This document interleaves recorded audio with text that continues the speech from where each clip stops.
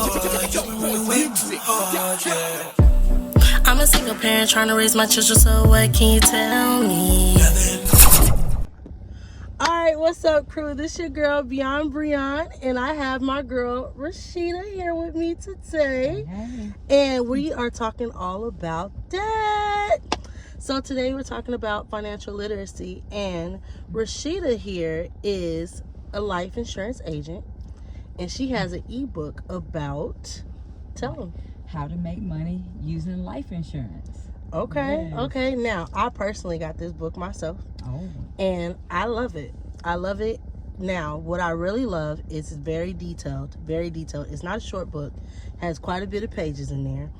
And what also makes it very phenomenal is she uses examples to like kind of give you a perspective of what she's talking about. Mm-hmm. You know, something that really stood out to me is how she talks about the risk in each type of policy. You want to kind of talk about that? I'd like you to talk about it. I want to know what you got from it. Because, see, I know what I wrote in the book. So I just want to kind of hear, like, I like to hear what other people's perspective is on what I said in the book. Because, you know, in my mind, I'm thinking, like, I know this happens.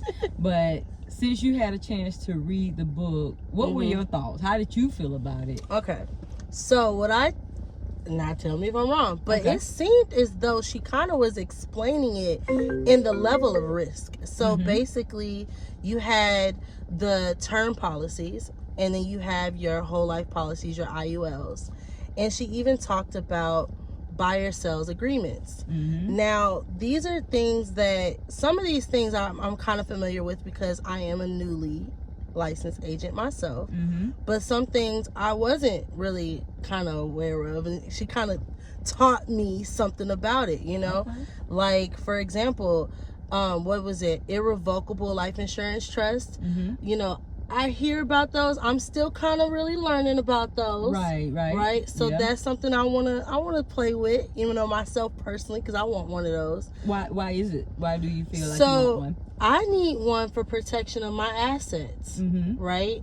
Now, what I'm learning is, though, you have irrevocable and revocable. Right. Now, how do you determine which one is the one you need to protect your assets? Because I know one, you like, once it's set, that's it. That's it. You know? Well, it really is all about what you want.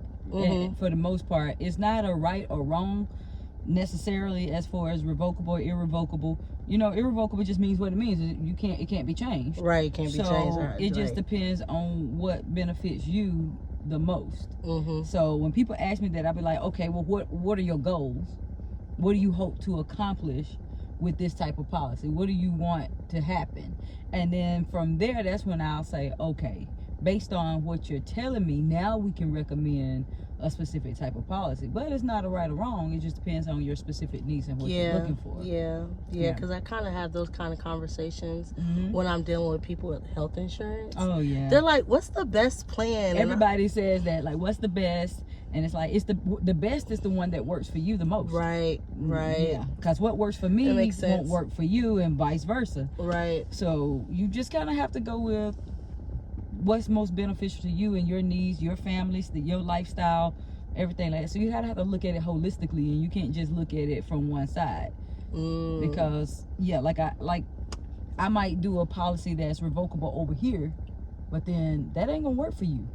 So it just really depends. But like you said, even with health insurance, you get those same kind of questions. Now, but sometimes people have both trusts established, right? Like, some people have both an irrevocable and a revocable trust. Circumstantial. Yep. Right. Okay. Now, that's something that we're going to talk about one day. Now, tell me, how did you get on this journey? What made me get on the journey of life insurance? Of being, period. Just where you at now. Right. Well, Tell me about Rashida. They don't know. They don't know Rashida. Well, they don't know me yet, for real. I'm going to tell y'all about me. So, the way I got on this whole entrepreneur journey, period, was I was seeking freedom, basically. Now, did I have it wrong? Yes, and I'll tell you about that too. I had it wrong. I had it wrong because I want to leave my employer so that I could gain freedom. Well, So basically what happened is I went into real estate. So I first got my real estate license. Something I'm still proud of, but at the same time, what I didn't realize in the quest for seeking freedom, I still didn't have that freedom. I still did not have the freedom that I thought I was going to have. Okay. Because basically what I did is I dropped one boss and then picked up several. Because each and every client that I have or had became my new boss. So I went from having one boss to now I got 20 bosses. Yeah, never lied. I kind of, you know what? Yeah. And so that's how I got on this journey. And I then, need you to do this, and I need this done by this and they time. need it by this time. And, Yeah. I thought I could meet you at 2:30, but we need to push it up because my job, da-da-da. I see now you're, you're a fiduciary. You trying to accommodate, and and it's not really freedom, because one thing about real estate, and I go into insurance, is that you take a vacation, your money takes a vacation too. Yeah. So you only get paid for what you do. So I had to learn that quickly, because when I first got in, I'm just excited about this newfound freedom that I have, but not thinking about the fact that if you don't get up, you don't work, you don't do anything, you don't make anything either. So you basically eat what you kill. You eat what you kill. You don't kill it, you don't eat I it. like that. You eat what you kill. You eat what you kill. Okay. And I had to learn that quick, because my bank account started reflecting that I wasn't killing much. Man, on God. Yeah, I wasn't killing enough. So, so with that, I had to learn. It took me a while. I didn't get in the first, a lot of people tell you get into this journey, first 3 months, you gonna make money. Nah. It took me about a year to really figure this out and get a rhythm going to where I'm like, okay. I'm still finding my rhythm. It takes a while though. I'm still, and it's been a minute. I'm still finding my rhythm. Yeah. So then I was like, just like most people, I'm gonna be honest with you. I'm seeking the easier and best way I feel that's gonna help me have that financial freedom that I'm looking for. Less work, because with real estate, I'm on the road. I'm constantly on the road. I'm driving here, I'm driving there. But I went to this event and they started talking about insurance and like, oh, you got all this free time, again, selling you the dream. Right. And so, I'm like, I could do both, because I got real estate clients that could definitely benefit from mortgage protection insurance. So that was initially why I got into insurance, because I wanted to connect those pieces. I saw 2 commissions. I saw 2 potentials. Just being honest. And so I started, I got heavily into the mortgage protection, insurance policies, helping individuals who, just purchased their home, now protect that home should something happen to them. And it worked great, hand in glove, but again, now is even more clients. But don't get me wrong, I don't have a problem with clients. It's just understanding, if you're going to get into it, just understand you're not quitting one boss to just have no bosses. Now you got several. Yeah. So I got into that to, because I just want that leverage. Right. And it's worked well, because I figured out a system that, works for me. I don't always work, but it works for the most part. When it work, it works. When it don't, because being an entrepreneur is not easy. It's not at all. It's not for the weak, y'all. It's not for the weak. It's not for the weak. Not at all. And it's definitely a spiritual journey. It's a self-discovering spiritual journey. Oh my gosh. On everything I love. I can definitely chime in and say I got into this game with my wrong mindset as well.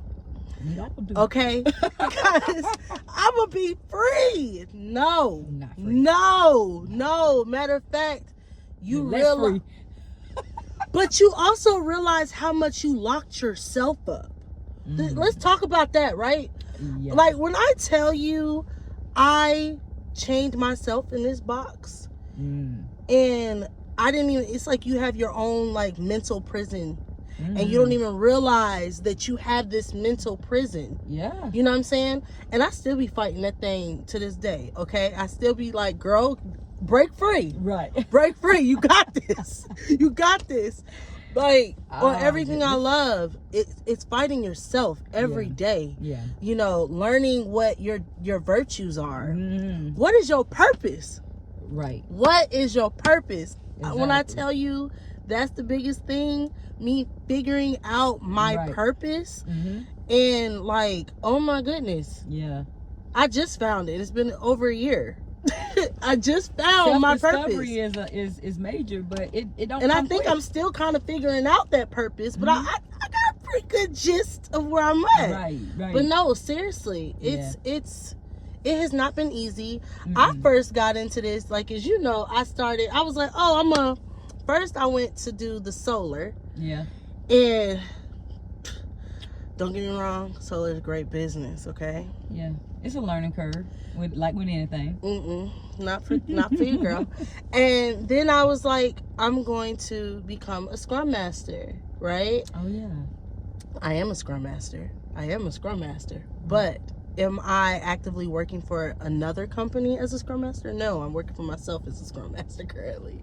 There's nothing wrong with that. Nothing wrong with that. Nothing. But that was not what I was initially picturing. What I was initially picturing is, oh, I'm going to go get these 6 figures and I'm going to be working for this business. And boom, it didn't go that easy. It did not go that easy.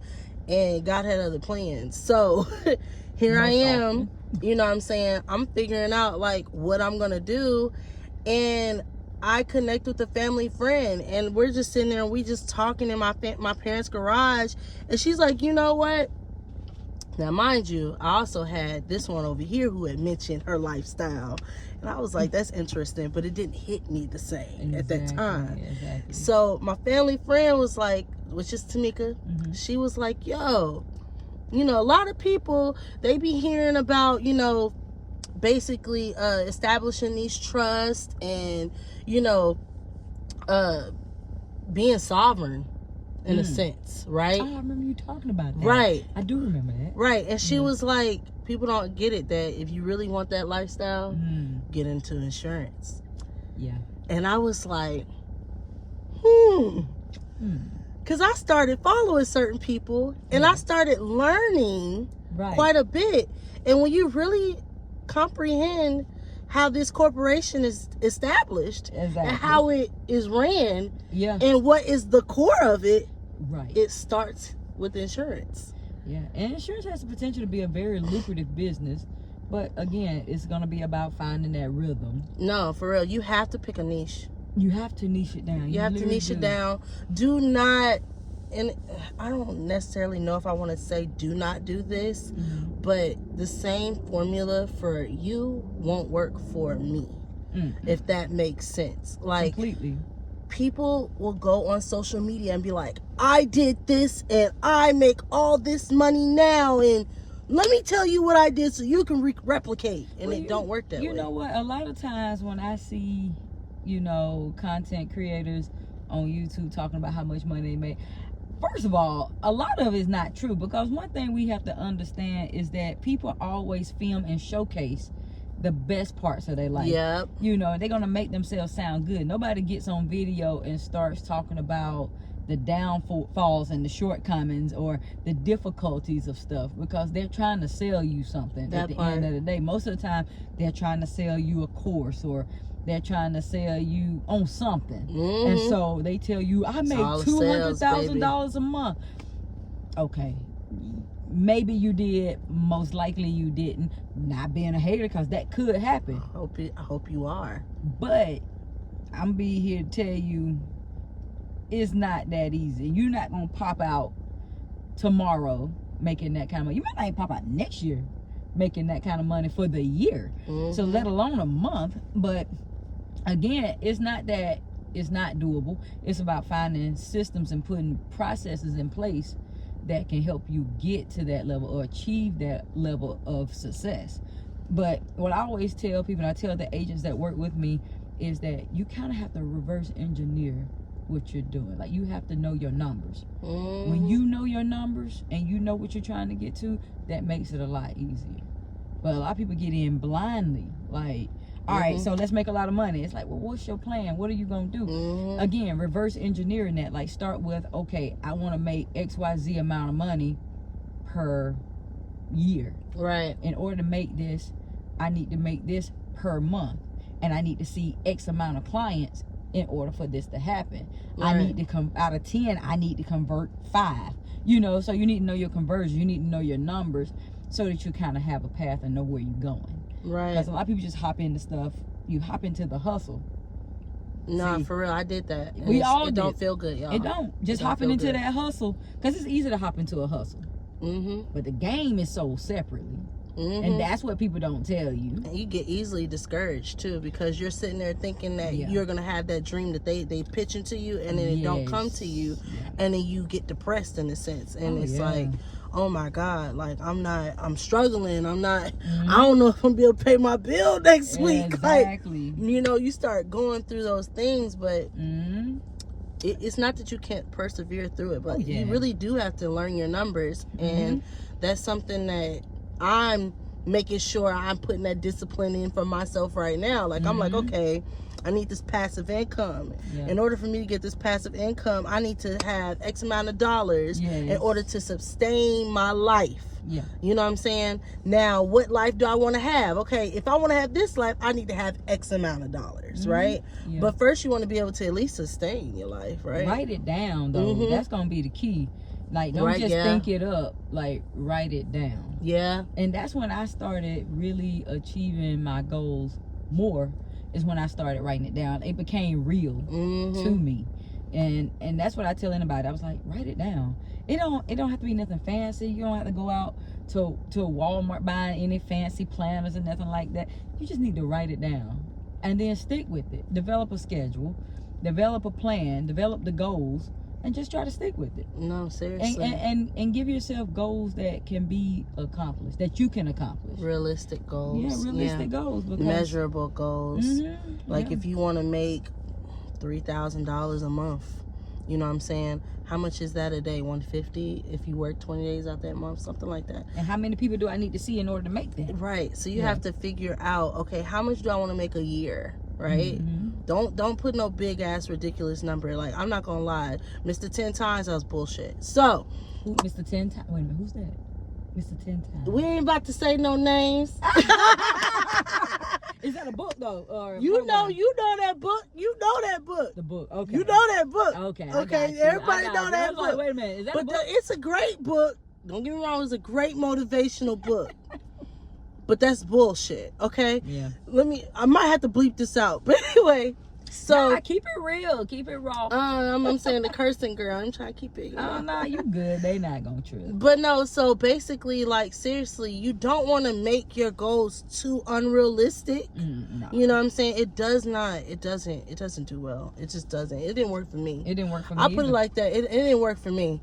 Now, if it worked for somebody else out there, please leave a comment, and I would love to talk to you. Okay, yeah, I want to know what you did. Yeah, I would love to talk to you. But you know, I know everybody got their own way. Right. What works for one again doesn't work for another. But you know, right? No, seriously. But make your goals realistic. How much do you want to make in a year? Then okay, if I got to make that in a year, that means that how much do I have to make per month? All right, this how much I need to make per month. I'm going to be working X amount of days per month. So that means I need to be making this amount per day. Right. How much is your product? Okay, if your product is X amount of dollars, then that means I need to sell this amount per day.